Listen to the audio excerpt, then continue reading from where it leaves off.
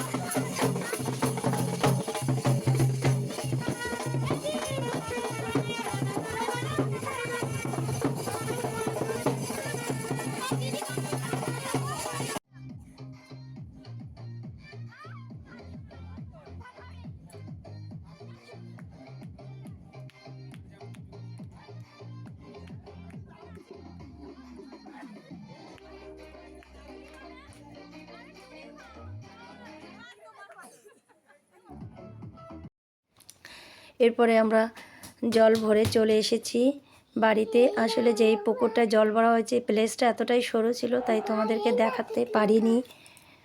দেখাতে পারিনি। এই আমার বোনও দেখো, ও আর থাকতে পারলো না আমাদের সাথে, ও একটু নাচানাচি করছিল। তারপরে ওর জামাইবাবু, পিস্তাতো বোন মানে আমার আর একটা পিস্তাতো বোন, আর ওর বর, ওই যে ওর বরটা দাঁড়িয়েছে, ওরাও নাচানাচি করছিল, তো ওদের সাথে একটু নাচছিল।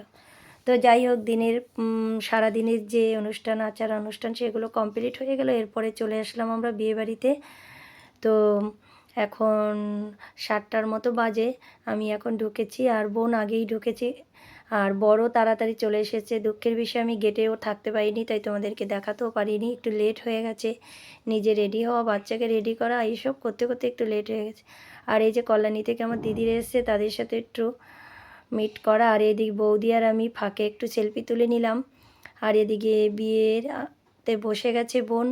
এখন যে প্রথমে কাকার যে কাজগুলো সেগুলো করছে, মানে কন্যাদান আর আর মানে বিয়ের প্রথম যে আচার অনুষ্ঠানগুলো সেগুলো মোটামুটি শুরু হয়ে গেছে।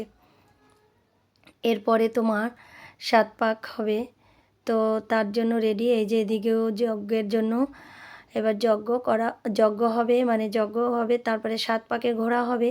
তো আমি বেশিক্ষণ এখানে থাকতে পারিনি, যজ্ঞটা পুরোপুরি তোমাদেরকে দেখাতে পারবো না। এবং মালা বদল বা অন্য যে আচার অনুষ্ঠান হয়েছে সেটাও, কারণ এতটাই ধোয়া হয়েছিল যে আমার চোখ খুব জ্বালাপোড়া করছিল।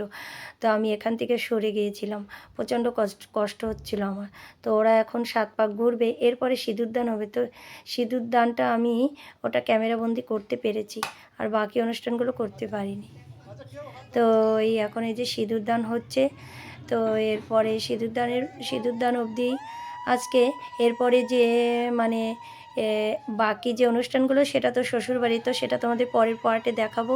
তো আজকের আমার এই ছোট্ট ভিডিওটি কেমন লাগলো তোমরা কমেন্ট করে জানাবে, আর ভালো লাগলে একটা লাইক করো, আর প্লিজ সাবস্ক্রাইব করে তোমরা সকলে আমার পাশে থেকো। তো আর আমার বোন আর বোনের বরকে তোমরা সকলে আশীর্বাদ করো, এবং যারা ছোট তাদেরকে একটাই কথা বলবো, সকলে ওদেরকে অনেক অনেক ভালোবাসা দিও। আর ওর বর ভীষণ একজন ভালো মানুষ এবং খুবই ভালো, আর আমার বোনও খুব ভালো। ওদের দুজনের জুটি খুব সুন্দর মানিয়েছে। তো পুরো ভিডিওটা আর তোমাদেরকে কেমন লাগলো আবার বলছি, একটু প্লিজ তোমরা কমেন্ট করে জানিও। যতটুকু পেরেছি ততটুকুই তোমাদের সামনে ক্যামেরা বন্দি করেছি। তো এই সিঁদুরদানের পর্বটি শেষ হয়ে গেল।